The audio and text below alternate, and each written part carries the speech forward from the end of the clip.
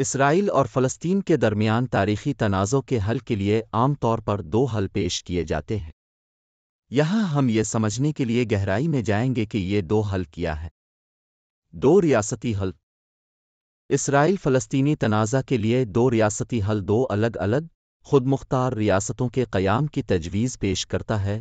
اسرائیل اور فلسطین امن اور سلامتی کے ساتھ شانہ بشانہ رہتے ہیں۔ یہ نقطہ نظر اسرائیل کی موجودہ ریاست کے ساتھ ایک آزاد فلسطینی ریاست کے بقائے باہمی کا تصور کرتا ہے۔ سرحدوں پر بات چیت کی جائے گی اور دونوں ریاستوں کو یروشلم کی حیثیت، پناہ گزینوں اور سیکیورٹی انتظامات جیسے دیرینہ مسائل کا حل تلاش کرنے کی ضرورت ہوگی۔ دو ریاستی حل کے پیچھے کلیدی اصولوں میں سے ایک منصفانہ قرارداد کے حصول کا خیال ہے، جو اسرائیلیوں اور فلسطینیوں دونوں کی قومی امنگوں کا احترام کرتا ہے۔ یہ نقطہ نظر مختلف امن مذاکرات اور بین الاقوامی اقدامات میں ایک مرکزی نقطہ رہا ہے، جس کا مقصد دونوں فریقوں کی تاریخی اور علاقائی شکایات کو دور کرنا ہے۔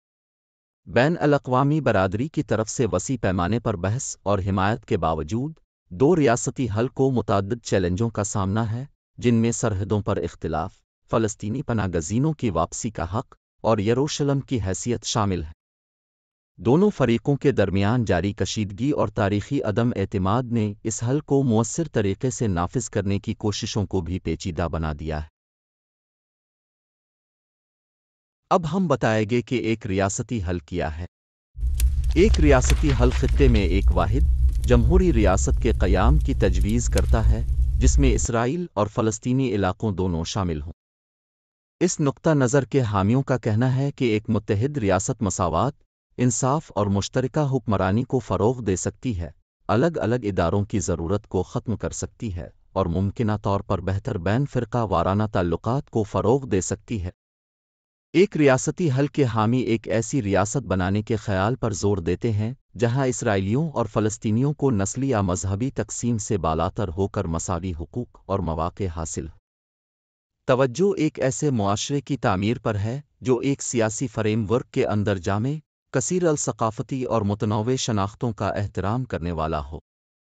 تاہم، ایک ریاستی حل اپنے چیلنجوں کے بغیر نہیں ہے۔ ناقدین کا کہنا ہے کہ اس طرح کے حل کو نافذ کرنے کے لیے گہرے تاریخی اور ثقافتی اختلافات پر قابو پانے، نمائندگی کے مسائل کو حل کرنے اور ایک منصفانہ نظام تلاش کرنے کی ضرورت ہوگی جو دونوں برادریوں کی ضروریات اور خدشات کو پورا کرے۔ مزید برآں، ریاست کی نوعیت، اس کے نظم و نسق کے ڈھانچے اور اقلیتی حقوق کے تحفظ کے بارے میں سوالات تنازعات کے اہم نکات ہیں۔ آخر میں، دو ریاستی اور ایک ریاستی حل دونوں کا مقصد اسرائیل فلسطین تنازع کو حل کرنا ہے، لیکن وہ اپنے مجوزہ سیاسی انتظامات میں مختلف ہیں۔